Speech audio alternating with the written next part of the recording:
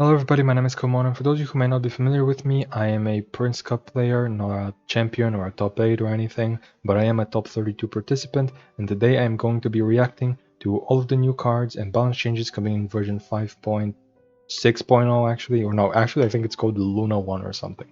Whatever, you know which version I'm talking about. I'm going to be reacting to all of the cards, all of the balance changes, telling you how good I think they are, and giving you my thoughts on their design as well, just for fun, you know? Starting with Yume Mizuki. Mizuki was an animal catalyst from Inazuma. Great start, because as far as I know, she's a swirl character and she's a healer, so she's gonna go with Kuki. If she goes anywhere, it's gonna be with Kuki, so Inazuma actually is relevant. And having a elemental normal attack is obviously good. An animal one, even better.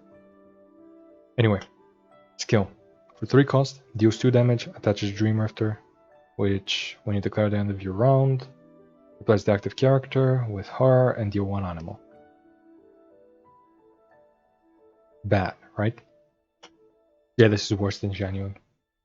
Because what Genuine does is for the same cost, which like this costs 3 and then 1 to swap, Genuine costs 3, then 0 to swap, and then 1 to swap back into her, so that's a total of 4. Genuine gives you an animal damage whenever you want it. Basically, if your opponent has a swirlable element on them, you can just swap into Genuine and just get the swirl. They can't do anything about it. And they can't avoid going to their swirlable characters. There's gonna be a point in the game where they have to swap to them. Even if you're not applying more elements, they have to swap to their swirlable character, and you just immediately get the swirl with Genuine for like no effort. Yume Mizuki can't do that. Yume Mizuki, you have to end your round and not on her specifically. And also, this doesn't work with summons. You're ending your round and this still doesn't work with summons, because they happen after you declare the end of your round. Even ones like Yai Miko, they don't work, because the order goes character status, combat status, support cards, summons. Summons are the last thing in that order, I believe. They might be before support cards, but like as far as I know, as far as I remember, they are literally the last thing in the order, and character statuses are the first thing in the order. So this is happening before Yai Miko. So this is useless. This is literally fucking useless. Well, it's not useless. There's ways to set it up. Like you could use the skill on round 1 and end on her, and then on round 2 apply a bunch of elements and actually use the second part. Is that good? No.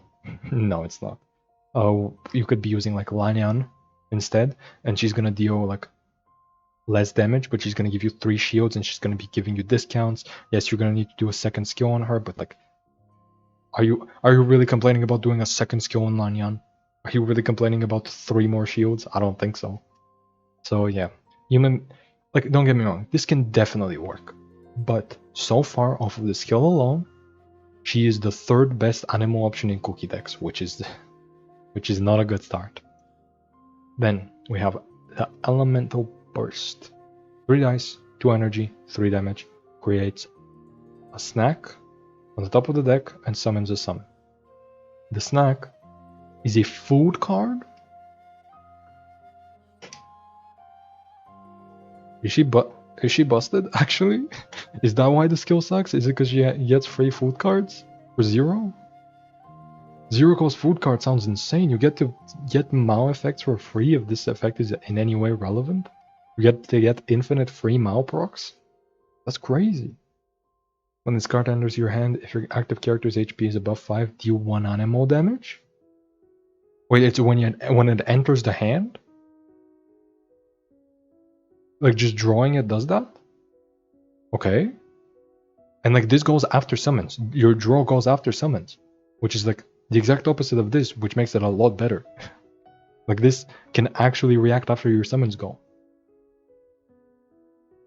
That's really good. Because drawing is the actual last thing everybody does in a round, so yeah.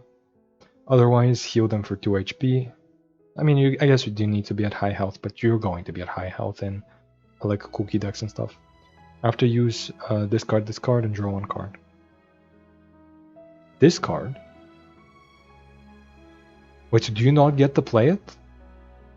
Does after use mean after this effect happens? Is it like Hearthstone's cast when drawn? Where like the spell casts itself and then like you draw an extra card instead of it? You never actually get to play the spell? That makes this card so much worse. Because you don't get to proc Mao.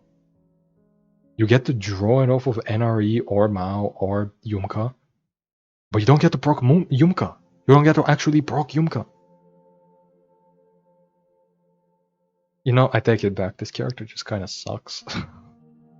What's the summon? Oh, you create one more, so you get one for one of these every for like 4 rounds straight. Cool. I mean, it is a lot of animal application, I guess. It can be a lot of swirls, but so can Jianyun or Lanyan. I'm so disappointed that this can't be played. I'm so disappointed.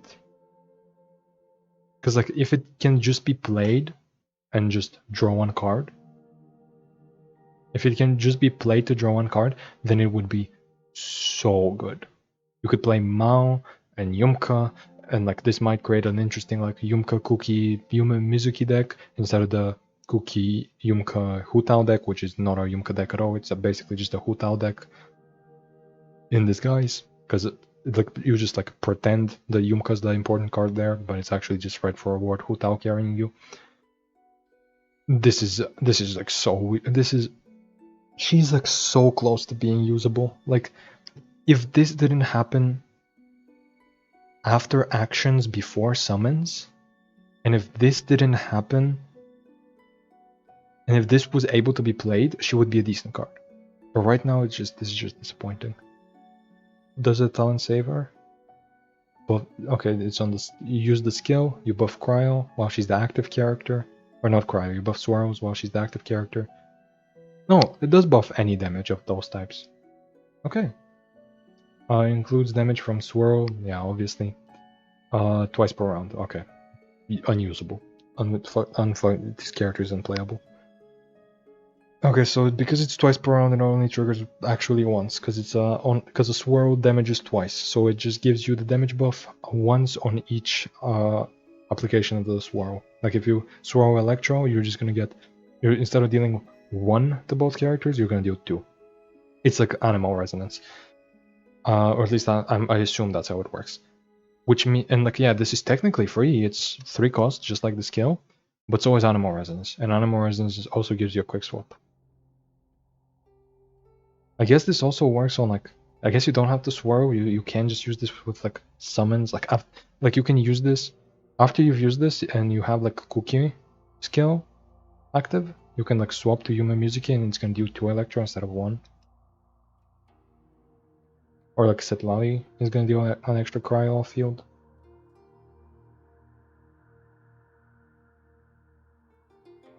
Is that good? No, right? Like, you could use it maybe round 1 you do like Linny skill or like Setlali skill or something that applies an element, and then you swirl. And then round 2 you end on her and you swirl again, so you make use of this twice, because I'm assuming this makes you the active character. If it doesn't, I'm gonna flip out, because it's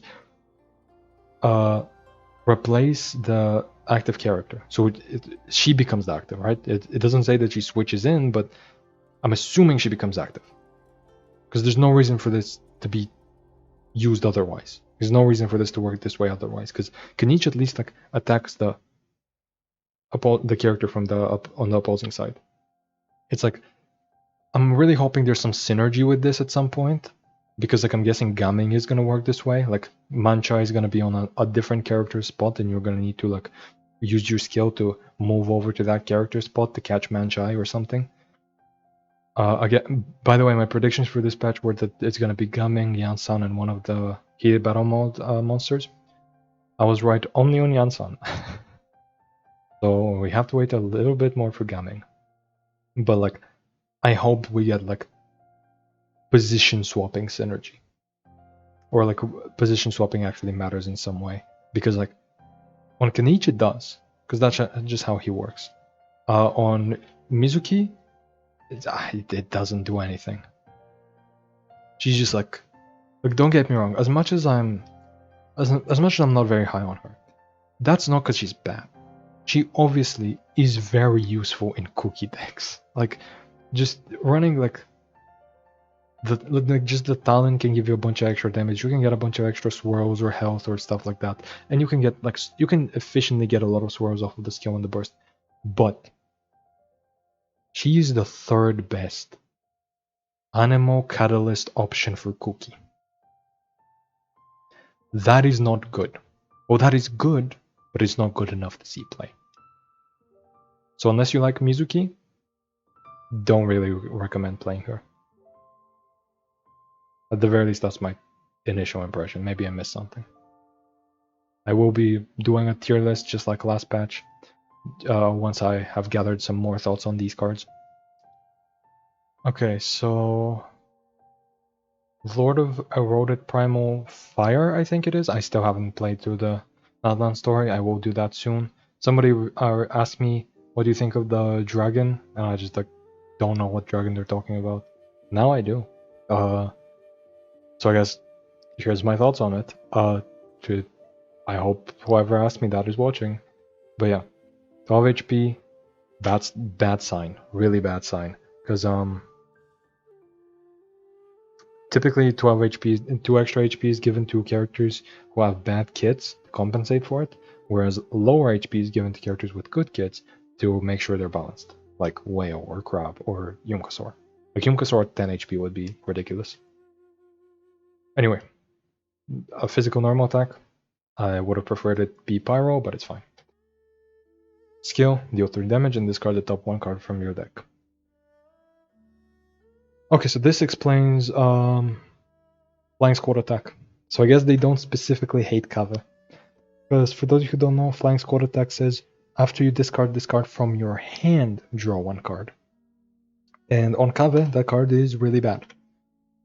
Because he does nothing with cards in hand, right? Like he doesn't care about drawing cards. Like what's he gonna do with them? All he cares about is 3 cost to discard from the top of the deck. This, however, might be a card that actually wants to draw cards. And this is kind of a scary effect. So now there's a bit of an upside and a downside to this. First, the upside. It triggers countdown without needing to draw it. Meaning that if you discard countdown 2 times, it's going to cost you 1, and you're only going to need to draw it once. Meaning that because it draws 4 cards, but you would have drawn the card that is not countdown if you had not drawn countdown, it's basically like a -1. Like Strategize, for example, says draw 2 cards, but in practice you only draw 1, right? With countdown, if you draw it then discard it, and then draw it and then discard it, and then draw it, it's gonna cost you 1, and it's only gonna draw you in practice 1 extra card, because you wasted 3 draws on it to get 4 draw.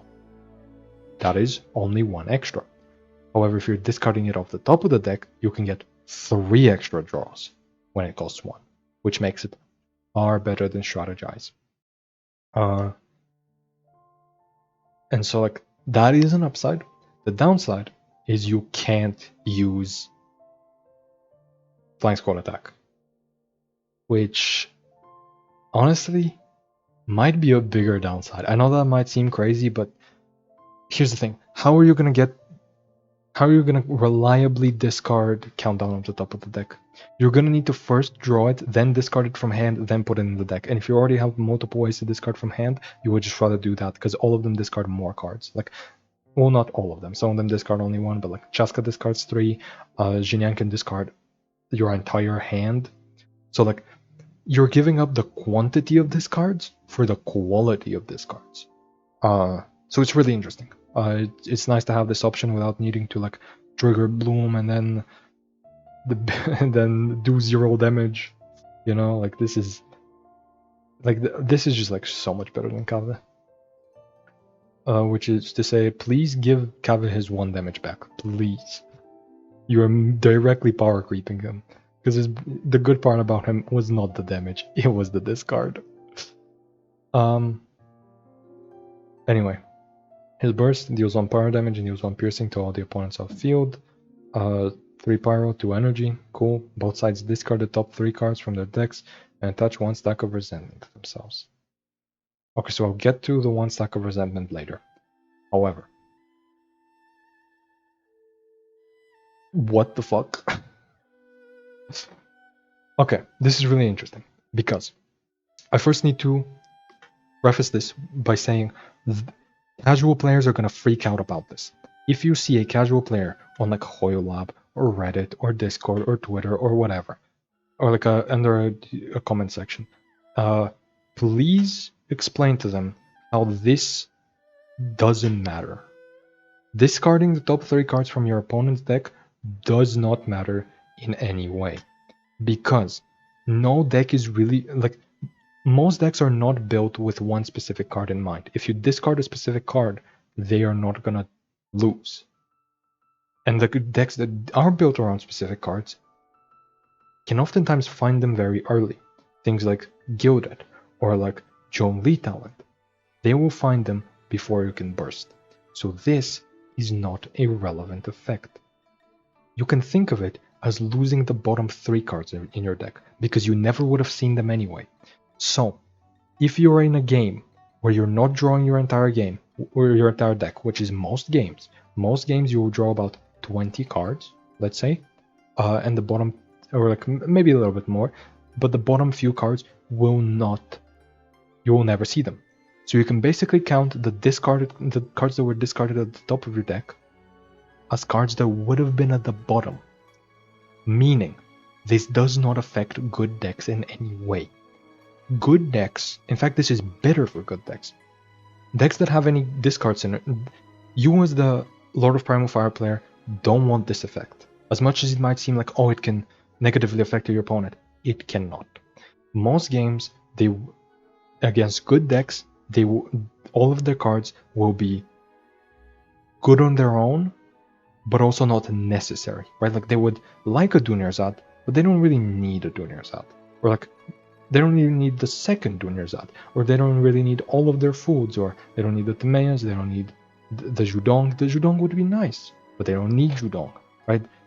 They don't need both copies of Gilded. And like, the chances of you discarding 2 copies of a really important card at the same time are minuscule. They're so small, especially in well-constructed decks like that tutor out companions, tutor out foods, tutor out artifacts, right? Like Dunyarzad draws you a companion, Mao draws you foods, Timaeus draws you artifacts, and like they're gonna find some of their important cards.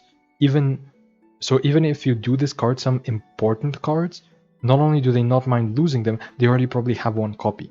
So in that case, that does not hurt them.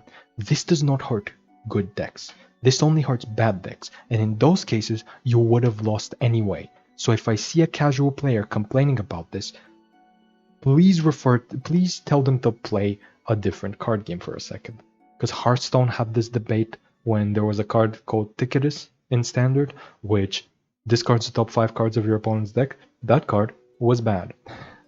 The only real reason to play it is because it was a 6 mana 8/8. Discarding the top 5 cards on your opponent's deck did not matter because they were never drawing their full deck. They were always going to have a lot of cards in their deck that they were never going to see anyway. So if their deck was built around 1 card, chances are they might have not seen it the whole game anyway, meaning their deck was poorly constructed. If it was constructed well, they would not care about Ticketus. Same with Magic the Gathering. There are multiple mill decks specifically designed around fully decking your opponent out, because in that game, if you can't draw any more cards, you lose the game. However, those decks oftentimes lose before they can completely mill you out, because milling by itself does nothing to any good deck. Fully milling an opponent out could matter. If you're in a place where your opponent only has 3 cards left and they are going to draw those 3 cards, then yes, discarding 3 of those 3 cards can matter. They are 3 cards down. However, it is rarely going to happen. you should be aiming to end games relatively quickly, especially within this card. This card is typically a very aggressive archetype. It has a lot of damage, a lot of extra dice, a lot of extra card draw. It just goes as quickly as possible because it's gonna lose their resources, right? Like it keeps discarding away their cards, but their cards are very high impact, so it is naturally quicker. Yes, obviously this card has ways to infinitely generate cards to discard, but at a certain point when all you have is Chaska bullets left, you've practically run out of steam in a lot of cases outside of like Whale. But that brings us to the Whale discussion, which is that while this is not a downside, while this is not gonna help you against good decks, it can hurt you against good discard decks. If you run into Whale, this can hurt you because this just stacks Whale, or it can activate your opponent's Chaska bullets to hit you. And if you have an element on you, they can even swirl. Also, if they're running a different type of discard deck, like if they're running the Lord of Eroded Primal Fire themselves, you would be discarding cards for them. You would essentially be giving them a free burst. They don't get the damage, yes, but they do get the discards, and that is still really good because they are a deck built around discarding. So this effect, at best, does nothing for your opponent, and at worst, hurts you. I don't want to see anybody talking about how this effect is like winning them games or losing them games when they're like. I don't want to see anybody playing against a lot of Eroded Primal Fire saying that this effect lost them the game, because I can guarantee you that will only happen about one in every like couple hundred of games against it, a couple hundreds of games against this card. This is not a relevant effect against any well-built deck, and any poorly built deck is just gonna lose anyway. So there's no point in even debating it. However, it is important to note that this can be a downside, because if this card is ever good, if this card is ever the best thing you would be doing, running into the mirror can be really, really tough for you, and you might need a secondary plan that is not this, because this can backfire on you. This is an active downside, and I don't want to see anybody talking about this as if it's good. Discarding your cards, good. Discarding your opponent's cards, bad. Because remember, losing cards from your deck that you would not have seen anyway is not bad. But like giving your opponents synergy pieces is bad. Anyway, also attach Stack of Resentment. Let's see what that does. The passive skill, whenever every 6 cards you discard, attach 1 stack to self. Each stack causes the character to which this attached to deal +1 damage and +1 elemental burst piercing damage. Can stack, no stack limit, no usages, no duration. This just infinitely stacks. Okay, so that's another downside, because it says both sides attach this, right? Both sides attach 1 stack of resentment.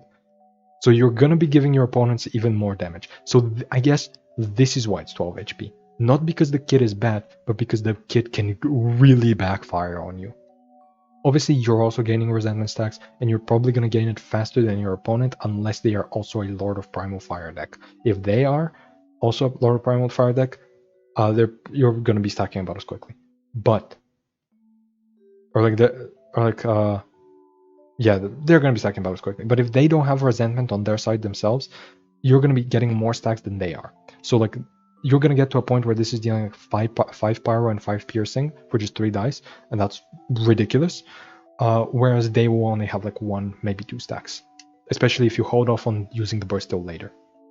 So it creates an interesting dynamic where you might want to focus on Chaska or Jinyan to discard in the early game, but in the later stages of the game, when your card draw may be lower, you might want to use this to get the bullets off the top of your deck and just like keep having ways to discard, because really late into the game you only get to discard 2 bullets, you only get to draw 2 bullets, so all of them are in your deck, so you might lean in that direction, and then by that point you would have stacked the burst enough to like finish off the game with the burst, or like maybe you can do the burst even earlier for just like 3 or 4 damage, still pretty good. By that point It would be late enough in the game where your opponent can't make use of resentment all that much, but it is scary in some matchups where it's like against Chlorend, you are actively avoiding this card until the late game. You are only using this card to finish off your opponent. You are not even you shouldn't even dare to touch the burst. Like this is absolutely not even an option against Chlorend. Or like against Yunjin or any deck that can do so many actions in one round, like Sayu, right? So yeah. Really interesting card. Let's see what the talent is. When your opponent plays a card whose name was not in the initial deck at the start of the match, character to which this is attached gains 1 energy and +1 to the next instance of damage once per round. Useless. You're never gonna... This relies on your opponents not only having cards that did not start in their initial deck, but also playing them reliably. The only decks that do that are discard decks. You know, decks with countdown, or decks that generate random stuff to discard, like Whale. Like this, the only deck that... Like other decks that may have cards that didn't initially start in their deck are just happy to not play them out, to not give you this. Like, cool, you wasted 1 dice, I can just play a different card. I probably have more good cards to play. I can't... This isn't the only card I can play in my hand. And like, they can give you the energy once you've already... They can force you to get that and to build up the energy naturally, and then once you're at full energy, then they play the card, so that you actually waste this. Like, this is... But against decks that want to actively play out generated cards sometimes, like Whale might want to play out the Serene cards or the Simulanka summons or something, you just lose because you're giving Whale extra damage and you're discarding cards for it. You're just like discarding Whale's Chaska bullets to hit you and you're giving it extra HP. No. But also one important thing to note about discarding from the top of the deck. Chaska bullets change their element once they enter the hand, which means that if you discard them at the top of the deck, they deal animal damage. That is one more reason Cave is not that good, because Chaska bullets just deal animal and Dendro is not swirlable, whereas Pyro is. So this is just... Obviously, you always run this with Chaska. You run this, countdown, Chaska. I'm not sure about the rest of the deck. You're probably running Flower Feather Clan, you're probably running Laboratory, and you're probably running Jinyan, but maybe you're running Serpent instead? I don't know. I'm not entirely sure. But like, Serpent can be awkward because maybe you only have a limited amount of blocks and you might like accidentally discard one of them. That's like... It's not great, but it's good. It's good. It's like... We'll see how it plays out. But this is definitely a card that's like... That can be very scary. But it feels like it has enough checks and balances with the fact that it actually helps out your opponent. In a discard meta, in other words, when this card is good, when your opponents are also going to be playing a bunch of discard decks, which makes this card a lot worse because it also helps them out. Cool. Anyway, really good, really cool card, really good card. I expect it probably is going to see some play, at least experimentation early on in the patch. Iansan, the one character I was right about. Anyway, she's an Electro Polearm from Natlan. The Polearm part kinda matters. The Electro part kinda matters because she's probably gonna give her buff through her burst. So Electro Resonance can give you energy. Polearm can make your skill cheaper through Moon Piercer. And Natlan doesn't matter because Natlan Resonance is one of the worst cards in the entire game. Also, she has 12 HP. Why do they keep giving characters 12 HP at a base? Does her kid just suck? Or does she also give things to the opponents like the Lord of Fire did? I don't know. Anyway, deals 2 physical damage. Cool, doesn't matter. Unless it's for building energy.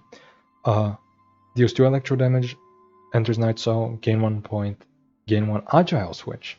As opposed to the efficient switch that we got last patch. That's cool, I like that. Please tell me they add a Simulanka summon that can give you agile switches. Or like they just add a Simulanka summon in general, because right now they're just kinda eh.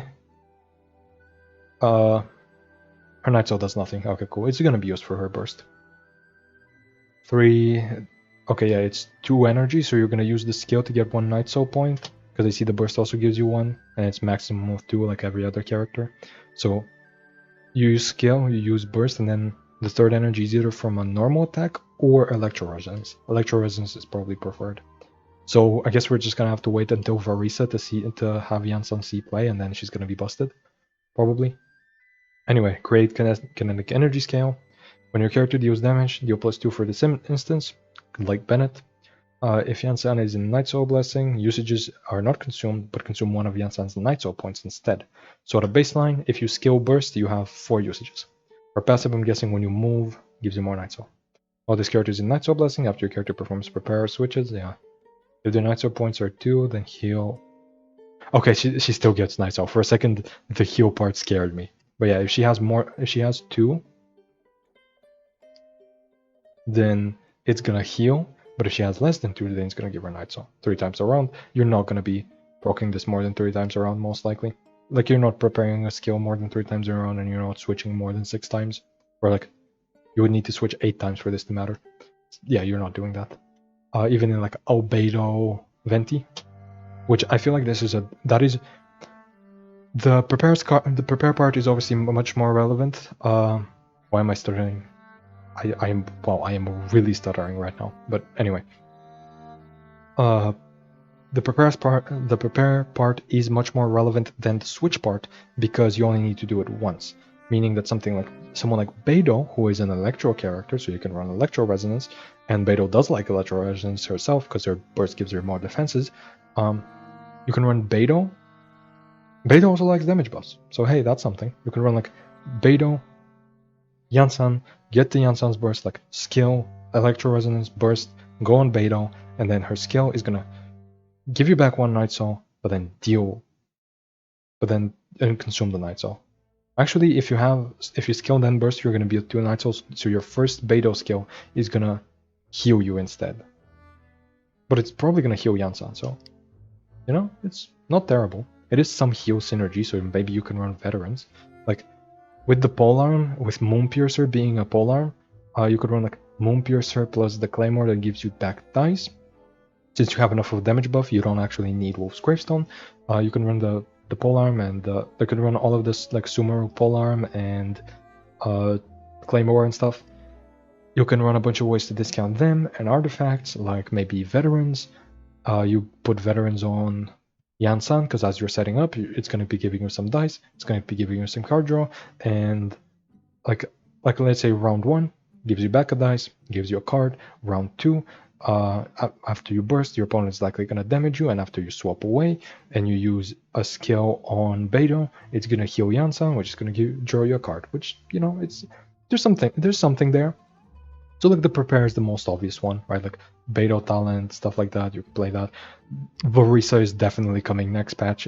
If Iansan is doing this kind of stuff in this patch, Varisa is definitely coming next patch, and they're gonna be busted together. But anyway, the prepare part is obvious, but the switch part, the only deck that really switches enough is like a Monster Resonance deck, which is Albedo Venti. That deck has 2 12 HP characters and now a third with Iansan. That deck also has no good bursts. Well, no, their bursts are fine. Like Albedo burst is fine, Zhao burst is fine. Some people run Candace, which is fine as well. It's like 1 extra damage per plunge attack. That's not really relevant. But 2 extra damage, now that's relevant. So like a triple 12 HP setup with a bunch of extra damage. Like, let's see how it lines up. Skill burst, you have 4 usages. So after you use your burst with Monster Resonance, you swap. Cool, that's 1 stack. Then you use a normal or like a plunge attack. That's gonna consume 1 Night Soul, but then you swap, that gives you an extra Night Soul. Then you consume an extra then you do 1 more attack, that consumes a Night Soul, you don't get a Night Soul back. Then you do an extra attack, that consumes a Night Soul, but you do get a Night Soul back. Okay, you can pretty consistently get probably 6, 7 attacks maybe with the Albedo deck. Iansan is definitely an upgrade over Zhao and Candace, so I dig it. And this is one that actually, no, you're not going to use the skill in that deck. You're just going to be plunge attacking. So you're going to start with less Night Soul. So maybe you get less activations of this, but at that point, like your attacks are dealing 5 damage for 2 dice. If you're able to get Monster Resonance after her burst, your opponent is probably just dead. Like either you have died by that point or your opponent is about to die. Like there's no in between in that deck. That is, which is to say that like this is probably the closest that deck has been to viability. Now that all of the characters are pretty healthy, so you don't need to run any defenses, which the deck never did, and like the deck has pretty efficient damage, and now its damage is even better. That's pretty good. Anyway, talent. Starting usage on the thing. Useless, right? The only reason you would use this is, like, any deck that you would run her in, you would run her because you can trigger the prepare or the switch, not because of the damage buff. Like, you would rather run Bennett instead if you're there for the damage buff. If you're going to be running a character that buffs for 2 damage and has a talent, you would rather run Bennett. But you would rather run Iansan in cases where you can keep it up for the rest of the game because it doesn't have a duration, right? Like, well, decks where you prepare or switch a lot. In which case, the extra usages don't matter. However, it can matter because it's talent, and Golden Troop does not reduce the cost of bursts, but it does reduce the cost of talents. And Stormterror's Lair is also relevant, right? Like it also discounts the cost of the burst. Like if you play Golden Troop plus Stormterror's Lair, it can discount her burst by 2, making it a 1 dice burst, which is pretty good, especially in something like that Albedo deck that already wants to run a bunch of talents. I don't know if you're going to be running this instead of Venti's talent or with Venti, or you're going to be running all 3 talents, but I don't know. Like, and I'm talking a lot about that Albedo deck, but she's probably going to see play, or a lot more play, in a prepare type deck with like Beidou, maybe Candace, because now we have so much prepare synergy with the one with Fruit of Training, you know, which was basically designed for prepare stuff like Iansan. It literally has Iansan on in like the middle of the card. With cards like that giving you discounts, with the new food giving you healing, with Collective of Plenty giving you healing and damage, and Iansan giving you even more damage. Honestly, because Iansan and the food exist, I don't think you even need Collective of Plenty, but like it's funny to play it. But like there's definitely a deck like that is definitely like building up slowly.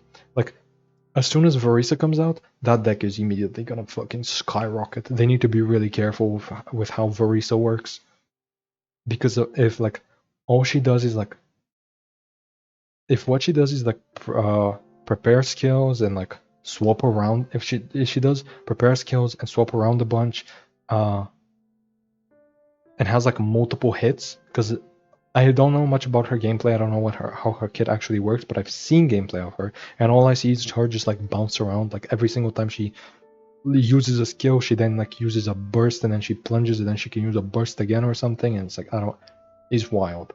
So like I'm guessing she's probably gonna have like a prepare skill that has like multiple hits on it, and it's gonna swap her out and then swap her back in, and it's gonna be stacking this really efficiently, and it's gonna make use of the damage buffs and the cost reductions really efficiently and stuff like that.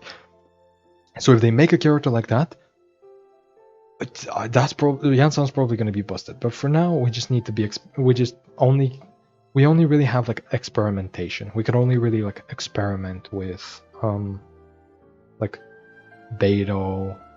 Mavuika has a prepare skill which can kind of help, right? Like a Mavuika Iansan combo deck can be something. Cinder City can give Iansan full energy.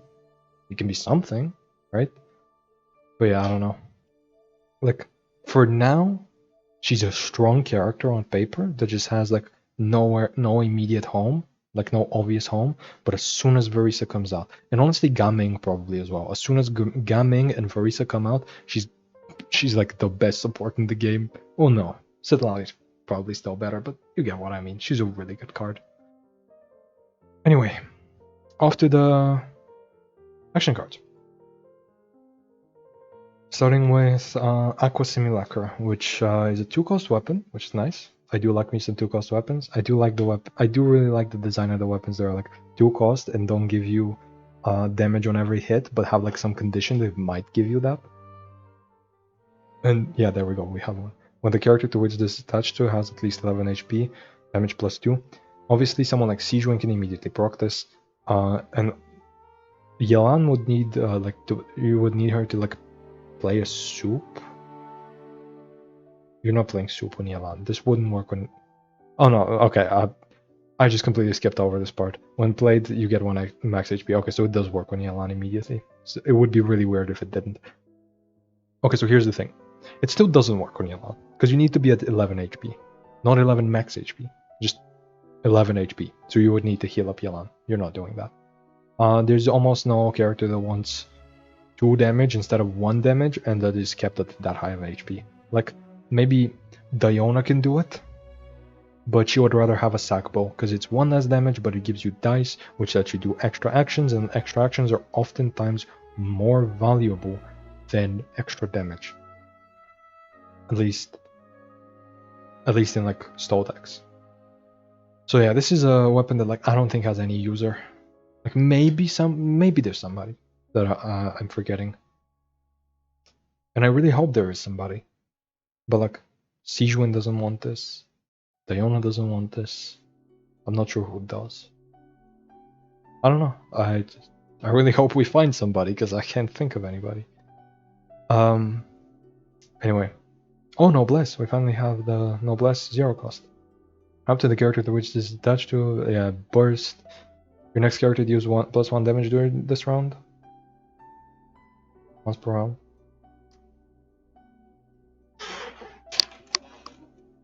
It's not your next character's attack. It's your next character.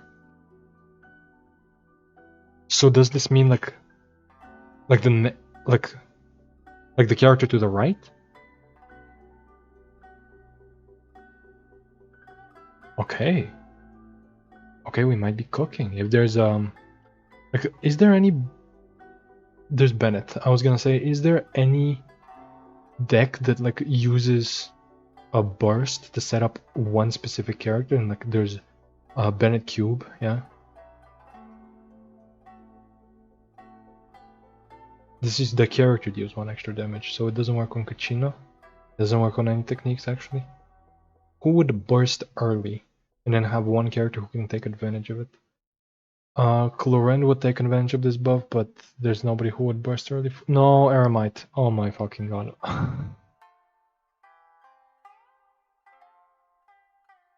But it says once per round. Is the once per round limitation on like it can only stack once? Or is it like they only get the damage buff once? Like do they get 1 extra damage, or do they get 1 extra instance of this damage buff? Because if it's 1 instance of this damage buff, I think we're going back to Aramite on Clorend. If it's 1 extra damage just once per round, this is useless. There's no way it's 1 damage for the entire round on 1 character for 0 cost. There's no way. Yeah, so it's just once. Okay, so that's useless. I'm waiting on the 2 cost version. Speaking of 2 cost versions, the 0 cost version of this is only really usable because it's 0. Let's see if this one can make up for it. Your Burning Flame and Burning Reactions deal +1 damage twice per round. Not only did this not make up for it, this is worse. Because the 0 cost version makes it so that your opponent takes extra damage from anything after they take burning damage. Yeah, this makes your damage quicker, like it makes it so that it happens on the burn proc itself, but it costs you 2 more for 1 extra damage. Wait, that's so bad. Wait a second. For a second I was like, yeah, this is a downgrade, but it's like not that much worse. If you're really desperate for burning, like yes, Emily decks can benefit from this. Wait, no, this is like actively like the worst card in the game, right? Because like, think of the ratio of dice to damage that we've seen before. Heavy Strike, which does not see any play, is 1 for 2. Soup has a random version that is 1 for 2. Tandoori Roast Chicken is 2 for 2, yes, but it can be on multiple characters. If anything deals more than 2, it costs more, 2 or more. If anything gives you 2 extra damage, it oftentimes costs 1. Right, like Obviously, this can happen over multiple rounds, so it can add up, but it's never going to add up that much. So like the zero cost version, if you compare this to the zero cost version, you're essentially paying 2 more or 1 more per round. So in a 3-round or 4-round game, you are getting, for 2 dice, at most, 4 extra damage. Under a condition that you have to trigger burning constantly. So it is, at best, in like a relatively short game, which burning decks are aggro decks, so the games are short. In a relatively short game, this has the same ratio of damage as Heavy Strike. At best. Right? 2 for 4 is equal to 1 for 2, essentially. But this is not in one attack. This is over the course of the game, if you get it on round 1.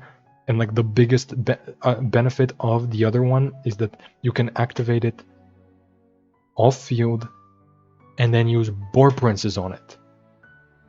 Those are the 2 benefits. This also can activate off field. Don't get me wrong. You can have 2 of these and you can be kind of scary. But you know what else could be scary? Not paying 4 for that, getting just 2 less damage per round and paying 0 instead, and actually getting benefits from Boar Princess. Yeah, this is like one of the rare cases where not only is the higher cost version not an upgrade, it is like such a bad downgrade that if you're running this, I am practically counting the game as 1 on my side. Because the only decks that would give you enough time to make real use of this, to get the value out of having 2 of these, the only cases where you would get 2 of these and get to actually use them, because they cost way too much, so you're not going to be getting burning early. The only cases where you get to do that is against stall decks. And you really think 2 of these are what's going to save you against a stall deck? Fuck no. This is the worst thing I've ever seen in my life. Kind of the same with this and this. We're off to a bad start with action cards. Okay, this one can save us. The zero cost version, when I reacted to it, I said all we need is a higher cost version that does more. Because like Clorend is really happy about getting more Bond of Life per round. You know what I mean? Or like Arlecchino, really happy again about getting more Bond of Life per round. So I'm really curious. 2 cost. After the character to which this is attached uses a skill, all your characters gain 1 stack of Bond of Life, and you consume 1 fewer dice. The next time you use a skill once per round. Bad? Worse veterans? Why? Like, I was so hyped for the higher cost version to be actually good, but this is bad. Who wants all their characters to be a Bond of Life? Arlecchino doesn't. Arlecchino only wants herself to be Bond of Life. Her and the opponents. Which, by the way, this removes the part that puts it on the opponents. It gives you a discount, don't get me wrong, and that can add up over the course of the game. But decks that want to play Arlecchino for multiple rounds, for like 4, 5, 6 rounds, they run Tenacity than Millilith, and they would much rather run Tenacity than Millilith. This is worse for those decks. So like, this would be used in quicker Arlecchino decks. In which case, you don't care about the discount because it would take 2 rounds for this thing to pay for itself. You want it now. You want the effect now. And the effect it gives you immediately is worse than the zero cost version. For more dice. Yes, it gives you a cost reduction, so it can practically cost 1 the turn it comes down, but like, or the round it comes down, but it's bad. Would you rather pay 0 for a good effect or 1 for a worse effect? Would you rather have a $1 or $2? I don't know, man. This is fucked. Obviously, Clorend is in the same boat. Like, what, you don't want the rest of your team to be applied with Bond of Life. You don't care about that. Sijuan is in the same boat as well. You don't care about your whole team getting a Bond of Life applied to them, because, well, you do, But the thing about Sijuan is who are you putting this on? Because if you put it on Sijuan, then you just have a worse veterans on her. I guess this could be like, I guess since Marshall isn't fantastic, you could run 2 veterans and this goes on Sijuan, veterans on your characters that you actually care about. So like you can use a... No, but you would need to use a skill twice per round for this to actually matter. So would you be using it only for the first effect? I guess it does allow you to use cash flow supervision instead of flowing purity. But I don't know. I don't know, this is weird. This is like only usable in niche cases for Sijuan. It's so bad. Why isn't it all characters? Make it 3 cost, make it all characters. Your opponent's side as well. Please. Remove the... I don't care, remove the discount. Make it all characters, but remove the discount. So that Arlecchino can actually use it. Holy shit, Simulanka cards. Hell yeah. Didn't I just ask for that earlier this video? Okay. Let's see. Hopefully this doesn't let me down like the other cards.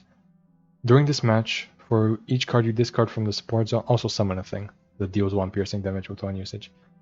During this match, for each card you discard from your support zone, gain 1 usage. For each card you discard from the summon zone, gain 1 effect, max stacks. Can stack max 5 stacks. Can it stack...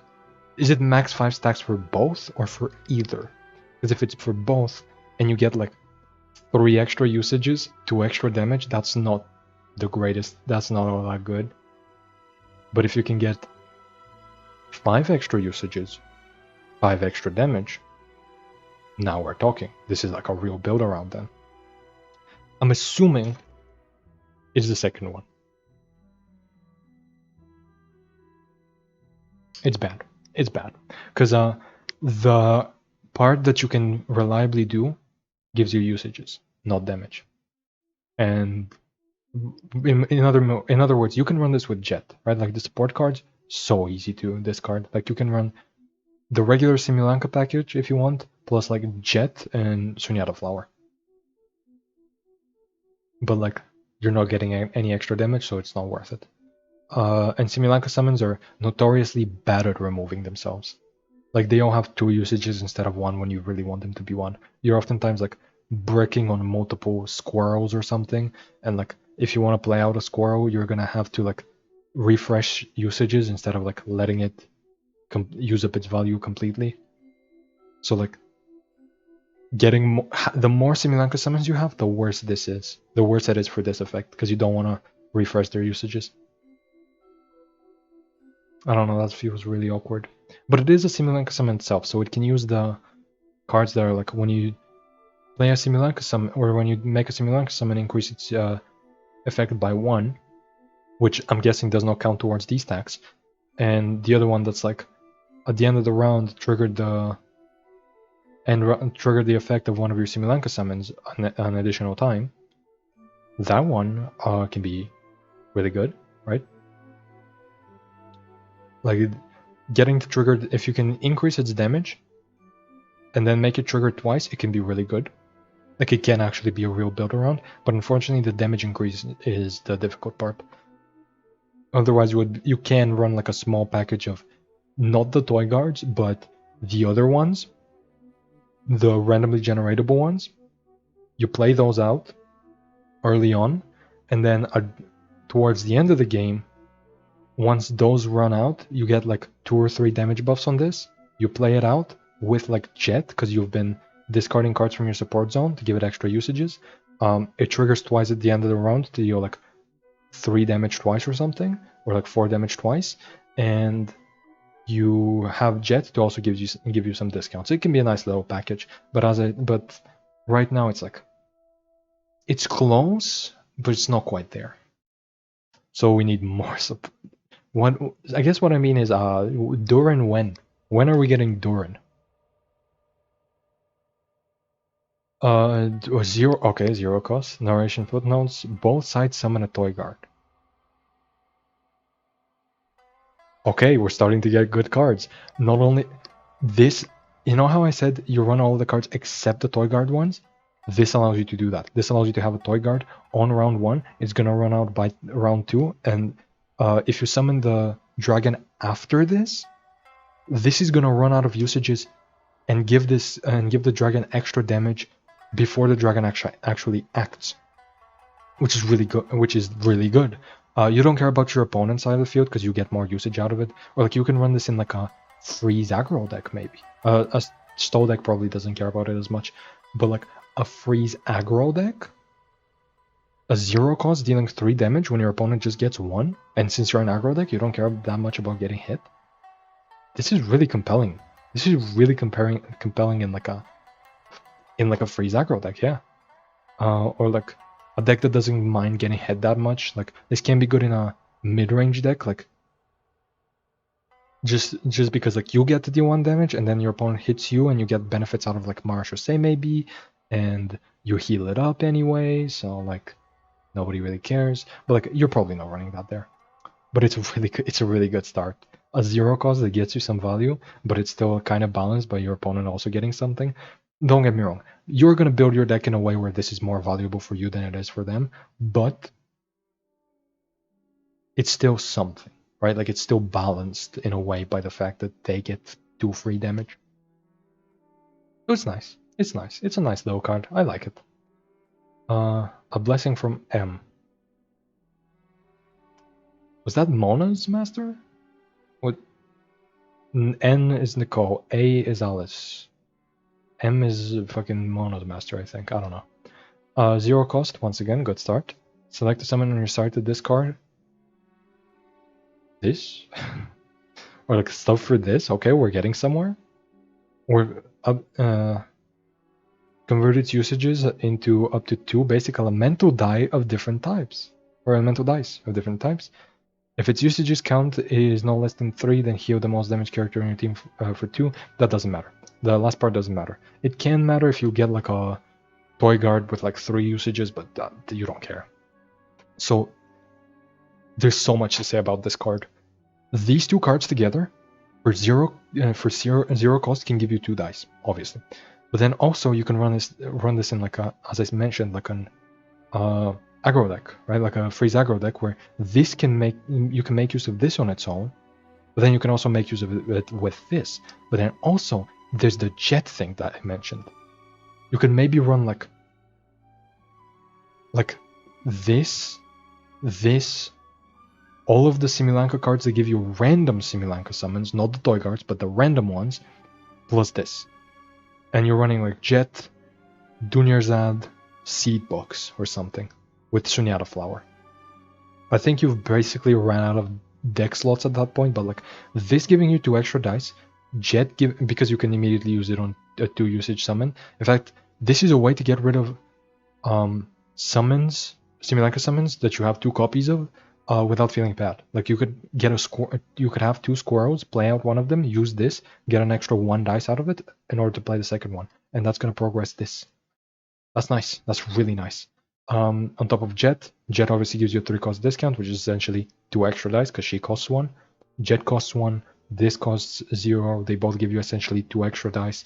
You can make a package that gives you like a decent amount of extra dice and a decent amount of extra damage from this. And you know what? That doesn't sound half bad. Is it gonna be better than the current packages we run in mid-range decks? I don't think so, not yet. But like the second Durin comes out, I'm guessing he's gonna have Similanka support because now they seem to be giving keywords to the event cards. I'm not sure if this was there before on the support cards, on the like locations and stuff like that. If it wasn't, then this is clearly a sign that they want to support it more, and they want to specifically have stuff that says like draw a Similanka card, or every time you play a Similanka card, not just the summons, but also the cards you play out. Because this happens to be a Similanka card without actually giving you a summon. Like this is the first time, like this is, I believe, the only Similanka card that doesn't give you a summon at all. I think. Yeah, it's the only one. So This is kind of showing me that they want to make more generic Simulanka support. Like maybe Doran just says like, whenever you play a Simulanka card twice per round, do something. I don't know what that thing would be, but like do something. Or like maybe there's gonna be an arcane that draws you 3 Simulanka cards. That's like where it's like the package by itself is kind of lacking, but if you get support from an arcane, like you can make like a really busted arcane for it, you know, draw 3 cards for free, but those cards are kind of worse, you know, like the package is still not good as others, but we're getting there. Especially with these two.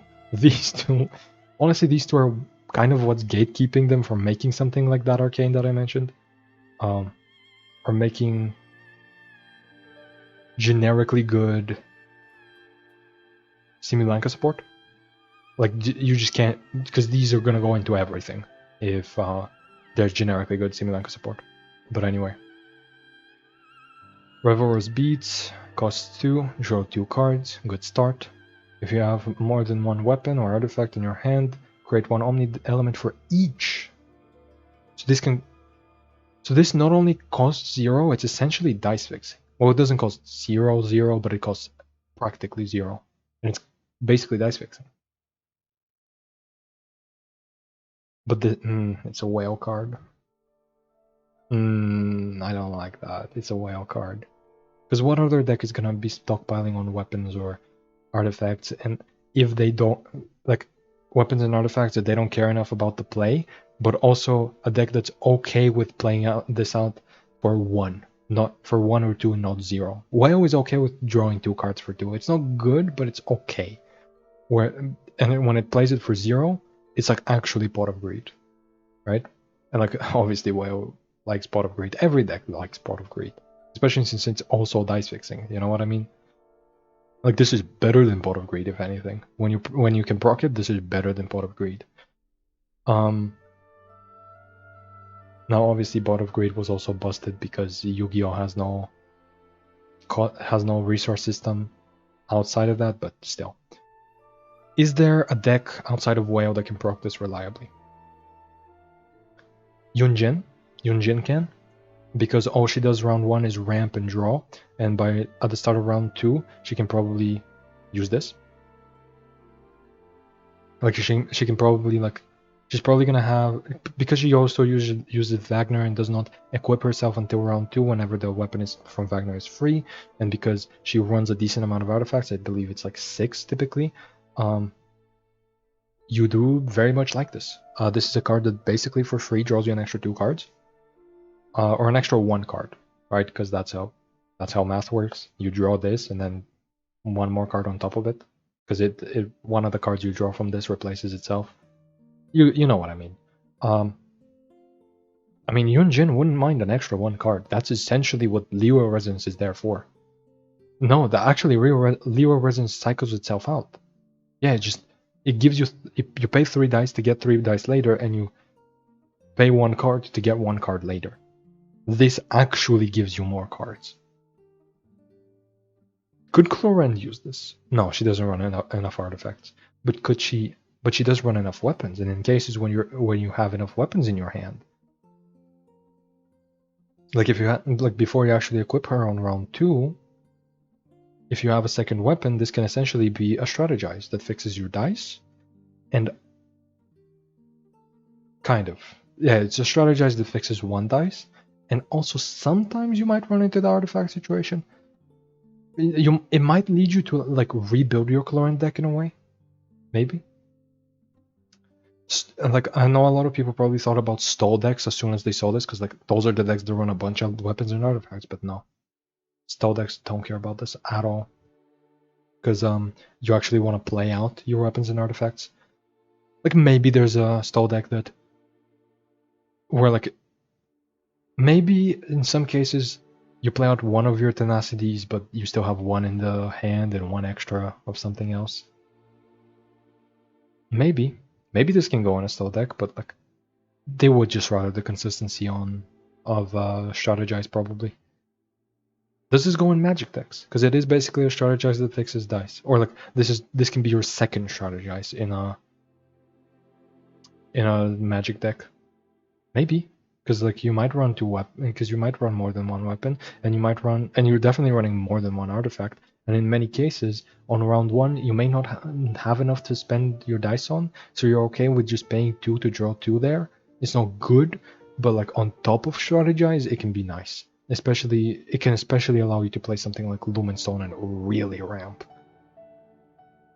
I don't know. These are really interesting. These last four kind of saved it because the first four are not seeing any fucking play, or they shouldn't. But these four, I'm not sure how much play they will see, but they have so much potential. These are so good. I really like these. I'm so ready to cook with these. There's just so much you can do in so many different archetypes. Like this can be an aggro package. It can be kind of like a combo package. Like you can do a Similanka thing in like a mid-range kind of package with Jet. This goes into like pre-existing decks, but also can enable some decks to go more towards weapons and artifacts. Like decks that already were running some would want to run more. It's really interesting. It's really interesting. I really like it. Anyway, after the balance changes, and I'm seeing a lot of action card changes here. Damn. That's rare. It's rare that we have so many action card changes. Okay, I'm excited. Diona 10 to 12 HP doesn't change anything for her. Even with the new ball, you would just rather run Setlali. Kaya, his talent costs 3. That's the heal, right? So maybe he's a. People have been trying to replace Setlali in cookie decks with like another, because like maybe your Setlali is taken up in another deck, or like in like a tournament setting, or like maybe you want more damage out of your cryo character, like maybe you want a spammable skill, and so they've been running Frost Operative, and I think now with Kaya's talent being buffed, if you can get his talent round 1, he is much better than Frost Operative, even though his burst still costs 4, and that should definitely also cost 3. I don't think he is as good as Citlali, and so he should not see play. I don't think Frost Operative should see any play either, but Akaya with talent is definitely a consideration in cookie decks now, especially because you now have a second sword character. You've never really run a second sword character in cookie. Okay, I fuck with it. Anyway, Kamisato Ayaka. The next normal attack during this round deals 1 extra damage twice per round after you swap into her. So is it once after you swap into her, or is it like your next? Yeah, it's just the next normal attack. It's not the next 2. So the twice per round is just in case you swap into her twice, which never happens. You only swap into her like once a round, really. This could be twice. This could be twice per game, and it would be no different from her damage output with twice per round, because that's about as much as she actually swaps into her. That's about as much as you swap into her. Yeah, this changes nothing for her combo or her aggro decks, which is where you would play her. Maybe this changes something about stall Ayaka, where you might swap in and out of her a bit more, but like that's not real. Amber 12 HP, doesn't matter, her kit sucks. Look at the new dragon, it can deal like 7 damage AoE on its burst. Amber does the same thing, except it's 2. They have literally just made a better Amber just now, with discard synergy on top of everything, and they dare just give her 2 HP. This changes nothing. Ningguang. Oh, that's a talent. For a second, I thought maybe her burst costs 4 or something, and it go down to 3. But then I remembered, no, her burst costs 3 as well. Her talent going down to 3. Her talent is basically like an extra weapon, because you always want to have Jade Screen up, because it's just so much damage reduction.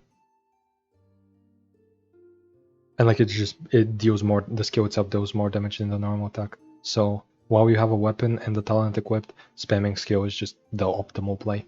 If you have the Geo dice for it, of course. And also having Jade Screen available makes your burst deal more damage. Does this bring her back? I don't think so. But do I want this to bring her back? Yes, please.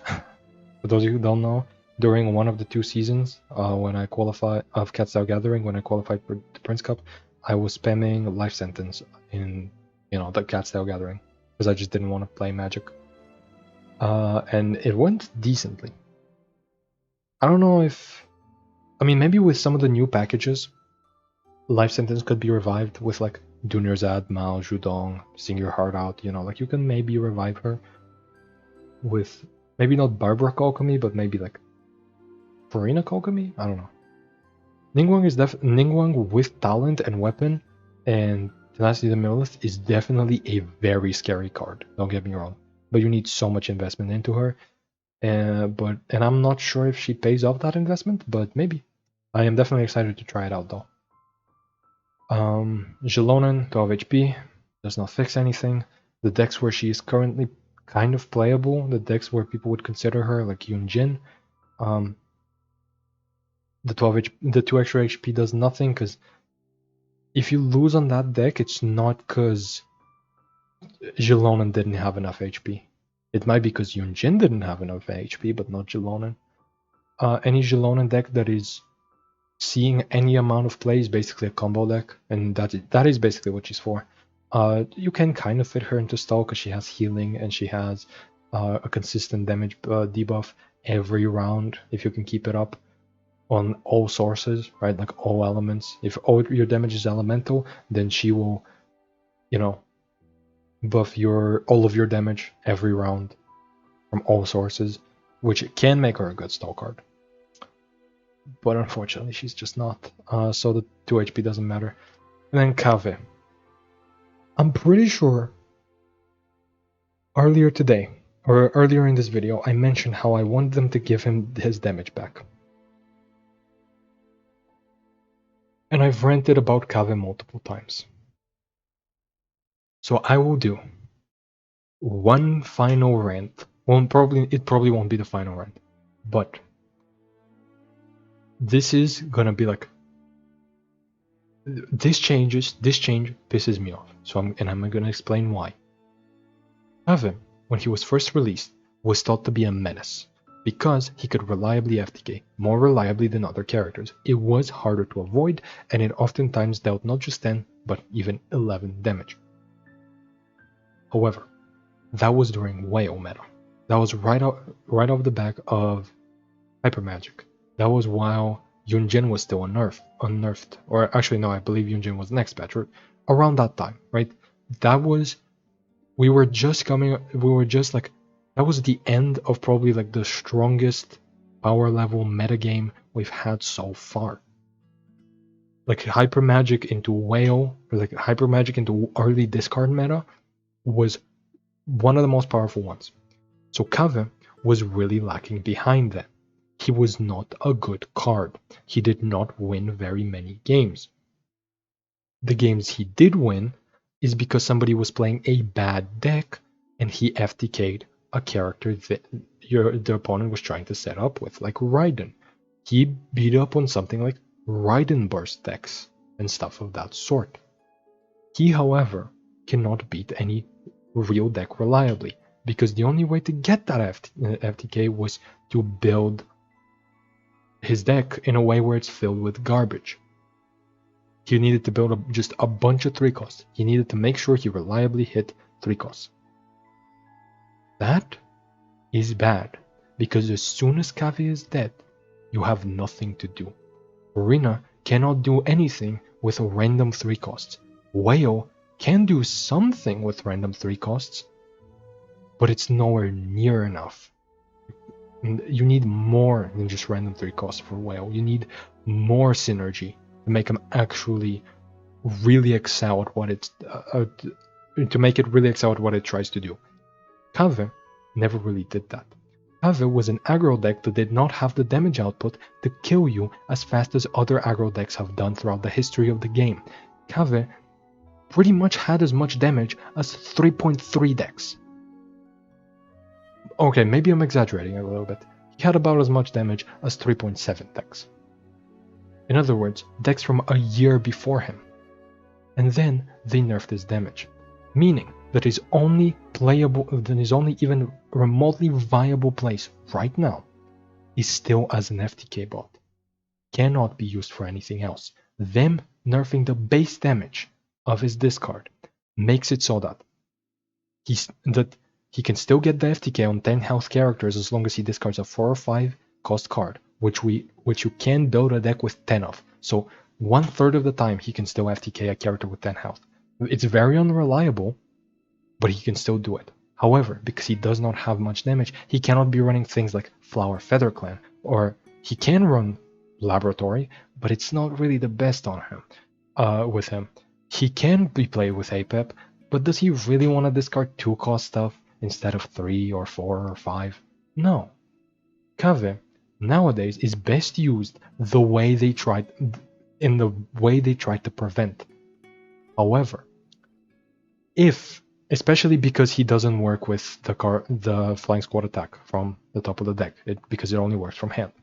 However, if they were to revert the damage buff, he would have a higher baseline, a more consistent playstyle.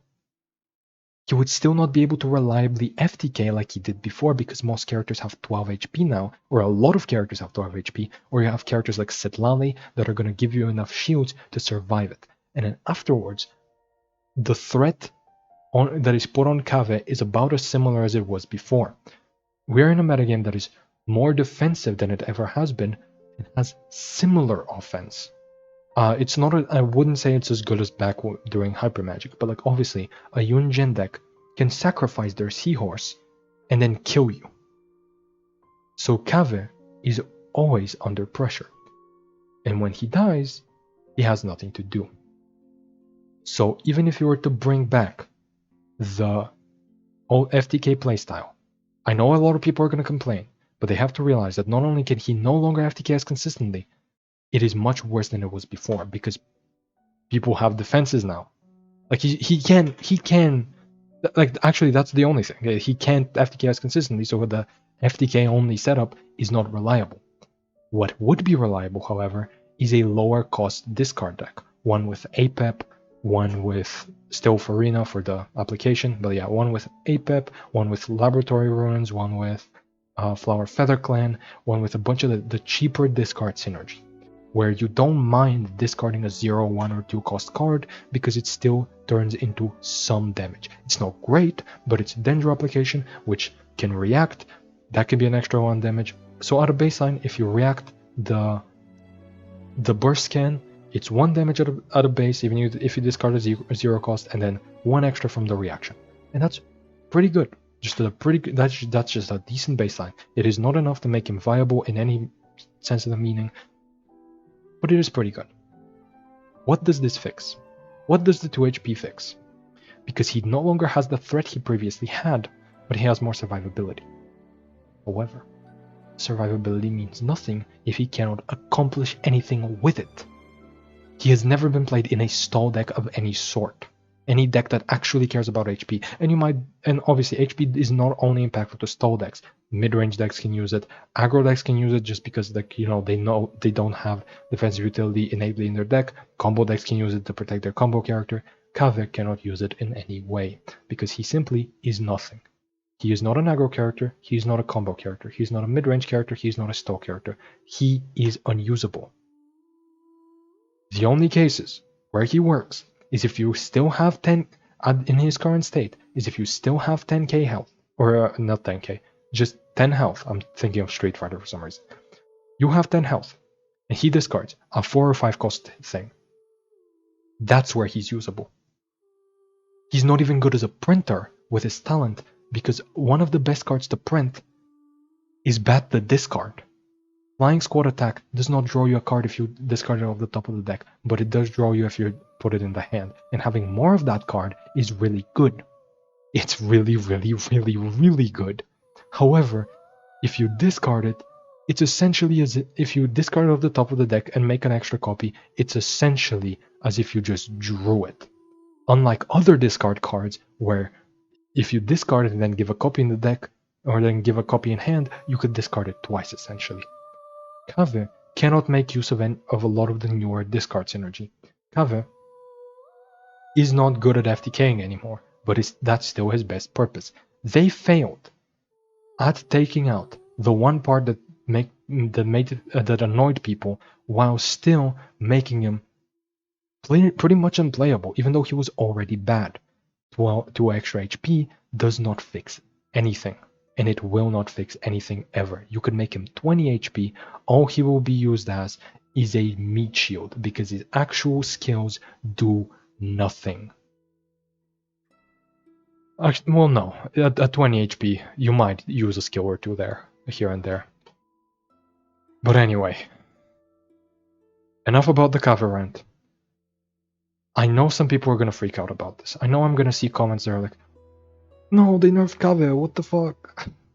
Or no, they buffed Kave, what the fuck?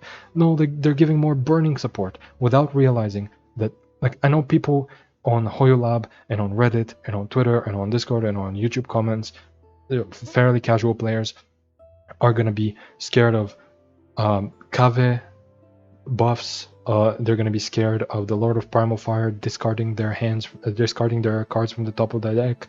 They're gonna be scared of more burning artifacts because they have a completely irrational fear of Emily, a card that has never been good. Her best deck is where you use her as a worse Kachina, basically. It's like they have an irrational fear of bad aggro decks, basically. So, or like effects that don't actually matter. So, like, obviously they don't know how to play around them. That's why they scared. Aggro decks just kind of kill them, and they don't know how to fight back against it. But I need everybody to understand this changes nothing, and Kave is still one of the worst characters in the entire game. Bottom 10, at the very least, bottom 20. This is not enough. Even if they were to revert his previous buff and keep this one, he would still barely see play in the metagame. So I hope you understand that this is the most disappointing thing I have ever seen. He was not deserving of the nerf previously, and this buff does not do enough to fix it. That's a shame, because I like Kave as a character and as a card. Speaking of a card I like, Oceanid goes back to 1 HP, and oh, you can have 3 summons again. Oceanid is back. Oceanid is back. Well, not really. George is still nerfed. George still only reduces 1 damage when he used to reduce 2. I'm on to you, Hoyoverse. Revert Oceanid fully. Unironically, you could. Because the reason Oceanid was so good is because, like, it's just a really good value card back before a metagame where we got goaded. Like, here's the thing. AEC got hit pretty hard with the Oceanid nerfs, but if they did not introduce magic into the game, AEC would have still been a viable deck, unironically, even with the agent nerfs and the Oceanid nerfs. The reason why is because there was just not much better to do. Now, with the existence of magic, or with Crab being a better mid-range deck, this is just not enough to bring back Oceanid, honestly. Oceanid is just like a pretty decent card in a world where we have more decent cards now. We have replacements for it. So you could revert the other change as well. You could honestly even revert the burst change, maybe. But I'm not so sure about that one. That might be too much. No, it's probably fine. Who's spending 3 energy? Who's spending enough time to get 3 energy on Oceanid in 2025? Almost 2026. Like, I like that Oceanid's getting buffs, and I'm gonna play it. Just like Ningguang. This is one of my favorite decks of all time. This is one of my favorite decks of all time. I'm gonna play them, and these are meaningful buffs to both of them. Unironically, these are a lot more meaningful than the Kave buff or the fucking Diona buff, or anything like that. This is genuinely impactful.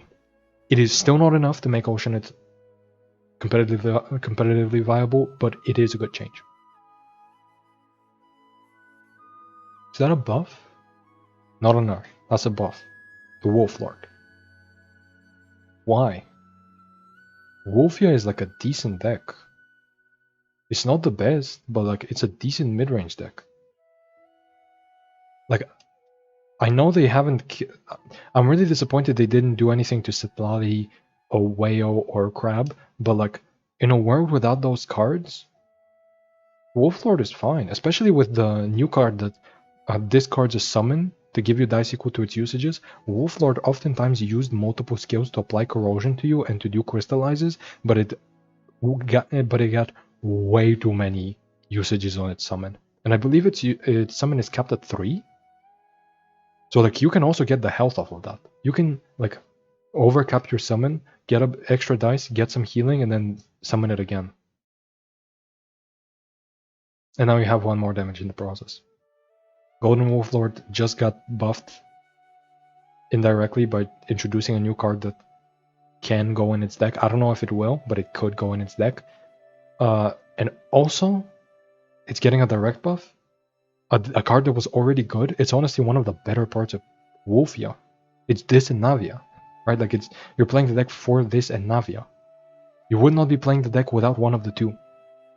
If we had a worse like early game like value piece than Wolflord, Navia would not be enough because you wouldn't be able to like safely and reliably get to a point where you've shuffled enough bullets and you've gotten the opponent low enough to where Navia can finish them off. If we don't have Navia, Wolflord isn't good enough. And we live in a world where we have both of them, and both of them are equally important, so this is basically like buffing Navia. Why are we buffing Navia? Think of it in that way. Like, obviously, Navia is probably the better Navia deck, but like, you can think of this as basically buffing Navia in the Wolfia deck specifically. Both of them are about as important. Imagine if Navia's skill just dealt 1 more damage. Just for no reason. Would that be okay? I don't think so. So like, why does this do 1 more damage? I don't understand. Obviously the deck has kind of fallen behind with Crab and Whale being so popular, but there are some people that believe that the Crab matchup isn't so bad for Wolfia, because, you know, piercing damage. And now you don't have just piercing damage, you have actual damage, so I don't know. I don't know what the fuck they were smoking with this change. Oh, Yumkasaur. 8 health, we're getting a lot more a lot close to scary territory, because it just needs 2 extra health stacks to be at the health of a regular character, so you can get it round 1. Let's see. This is the damage buff. Each stack causes this character to deal 1 damage. The next time they deal damage, max 2 stacks each time. Still can stack, no stack limit. Okay, so here's the thing. When somebody told me that Yumka can't use them all at once initially, I actually preferred that, because a lot of the time, if you can't stack them infinitely and you consume them all at once, you're gonna overkill. So 1 at a time is better, but it's still not as good as 2 at a time. So I really like this change. I really like that it's not all at once, but you still get more than just 1 extra damage. So you can get your skill to a point where it deals more than a vanilla skill. You can make it deal 4 damage, which is especially relevant now that we have Human Mizuki, who has a food that you can draw. It's not that relevant. You're never gonna do it, but you could. Oh, Amethyst Crown. Fuck yeah. Oh. 0 cost Amethyst Crown. Is Alhaitham playable? For those of you who don't know, my name in the GITCG server is Alhaitham Truther, so fuck yeah. After an opponent takes damage, if this damage is Dendro, triggers Dendro-related reactions. This is new. Game 1 Croning Crystal, max 2 stacks. Okay, so it's limited, but you can trigger it on reactions, which means that you can also do this on non-Dendro characters, so long as you apply enough Dendro. Like, if you're playing, like, Baiju, I guess, you're playing, like, a burning deck, you're like, 1 pyro character can use this, I guess. That's fine, yeah. When the action phase begins, if your crowning crystals is counter 2, then next elemental action you triggered used +2 damage. They fucking ruined it. What? I was hoping it would still be dice. This is awful. This is when the action phase begins, meaning on round 1, you have to deal a bunch of Dendro damage or trigger a bunch of reactions, and then equip this at the end of the round, so that at the start of the next round, the next reaction triggers deals 2 extra damage, not the next dendro damage or dendro reaction. The next reaction. So you have to do a reaction at the start of the next round. Actually, no. I guess it's during the whole round, so you're probably gonna activate this. And this is global, right? Like you can. This doesn't have to be. No, it's after this opponent. After an opponent takes damage. No, that's for the stacks when the action. Yeah, okay. So this does work like the burning artifact. You can put it off field, and it doesn't have to be dealt by your active character. Like the dendro and dendro related reactions can be done off field. So you can. This can be more burning buffs, right? Like you can put this on. Like you can put this on Emily and put one of the burning artifacts, the 0 cost preferably, on like Mavuika, and can each get like gamblers. Cool. I guess it's like, I guess you have 2 0 cost artifacts that can increase your damage now? I guess? But again, this is like, this is also a Kachinavia buff. No, not a a traffic light buff. This helps traffic light as long as you can deal, dendro, and I guess this is slightly worse there than it is in burning. Yeah, this is worse there. Okay, for once this is a burning buff and not a traffic light buff. Now that I think about it, this is fair. But like, it needed it. And it's still not enough, I feel like. I feel like in any case where you would be playing burning, you would still rather play traffic light. But burning's not bad, I guess. It's like one aggro deck you can play, and this card helps it a little bit. I would have rather it be dice though, because that would be so much better for our Hytham. Let's see, what's this one? Okay, it's the same thing, max 5 stacks. If the count is 5, when the action phase begins, or when your character triggers an elemental reaction, if your count is 5, create one Omni and draw a card? This is more of what I want. It still costs 2, which is iffy, but like someone like Hytham, who does a lot of Dendro procs, can use this. Like he gets 2 Dendro per normal attack. So if he does like skill normal, he gets the 5 stacks. I'm down. I'm down. People are probably gonna find a better use for this than our Hytham, unfortunately. Like, it's probably gonna be like an APEP card, you know? Funnily enough, would have been like an interesting Kave APEP card if they buffed his damage by 1 instead of buffing his health. Hoyoverse, can you lock the fuck in, please? Can you lock the fuck in? Can you be serious for a second? This one would suck on Kave though, but this one would be really cool. What? Why are we nerfing Dawn Winery?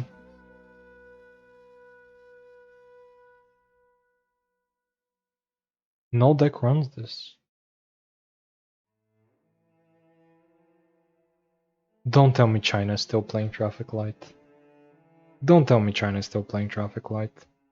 Because this is not good in anything else. Well, no, it's good, but it's like not better than what we're playing. What else we're playing.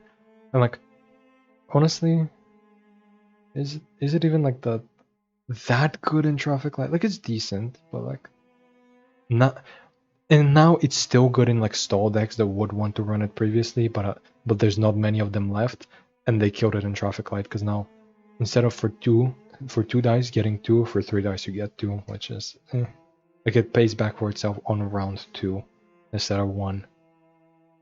I guess this also hurts Kachinavia. Wait, so they nerfed Kachinavia and then buffed the fucking wolf? They could have.